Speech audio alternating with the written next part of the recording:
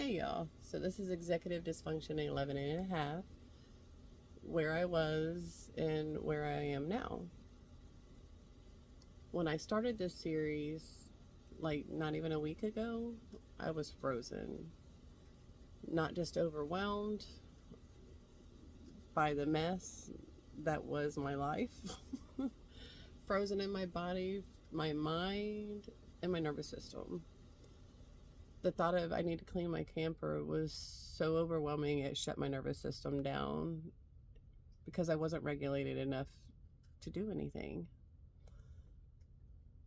And even after all the work I've done on myself, I still get dysregulated. Healing doesn't eliminate dysregulation. It gives you self-awareness so you can notice it when you've fallen into it. And sometimes that takes time. I also finally understand what triggered mine. I do a lot of verbal texting, or verbal notes, rather. And it helps me put my thoughts together. And that's so where my dysregulation started. Back in February, 2 friendships ended. They had quietly become replacements for my adult children. When those friendships disappeared, it forced me to confront grief that I didn't consciously recognize. My nervous system was grieving my children as if they were dead. It was the emotional framework that made sense in their absence. There was no world in which I didn't have my children in my life. So I worked through that grief. Yet the dysregulation that came with it never reset. And I've been stuck in executive dysfunction ever since. So the letter that broke the freeze. This is the part that changes the whole story. Yesterday I rode my motorcycle and mailed a letter to my daughter. A letter I wrote months ago, in August. I poured my whole heart out in that letter. A letter that passed through multiple hands and somehow ended up back into mine. A letter I couldn't seem to release until it was ready. Until I was ready. For 3 years after, since right after the split, my daughter and I have been estranged. And I carried that letter like emotional gravity. Yesterday, riding my bike, that was my reward for all the work that I've done in my camper.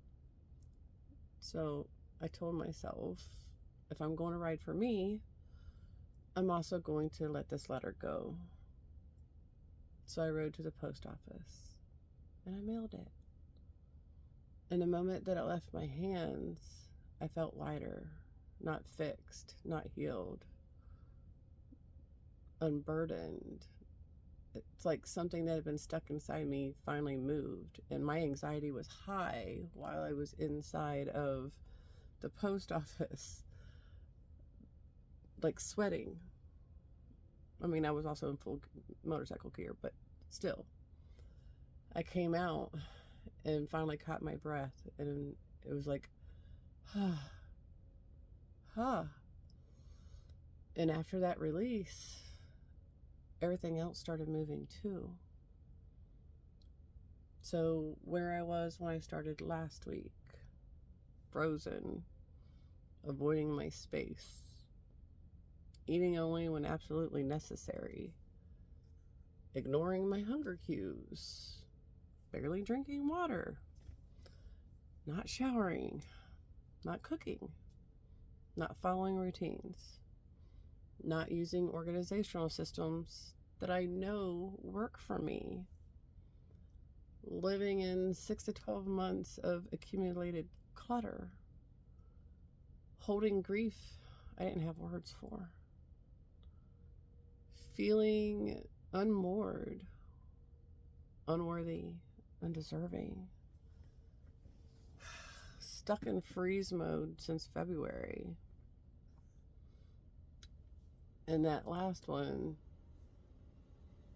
the worthlessness, it hits hard.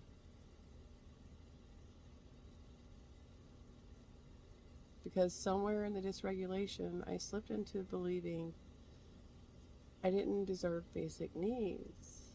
Because as if being estranged from my children meant I wasn't a real person. As if I didn't matter. As if I wasn't worth eating or resting or hydrating or caring for. As if losing them meant I lost the right to care for myself. That's how executive dysfunction and trauma twist together. So where I am now. Since mailing that letter and starting this cleaning journey, I've taken out 5 full bags of trash, emptied countless boxes, cleared spaces I haven't seen in over a year, scrubbed my kitchen, reset cabinets, opened up my floor, rebuilt functioning systems, started eating better, started hydrating, took a shower, regulated my nervous system, found motivation again, found myself again. Every corner I clean feels like I'm reclaiming a piece of me. And here's the biggest realization. The only way out of executive dysfunction is through. Through the mess, through the freeze, through the dysregulation, through the grief, through the avoidance, through the heaviness, through the belief that you don't matter.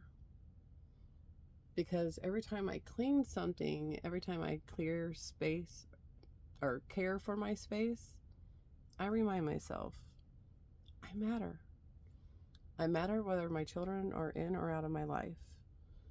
I matter whether I'm alone or not. I matter in this tiny camper, in this messy chapter, in this healing process. I'm still a whole person who deserves care.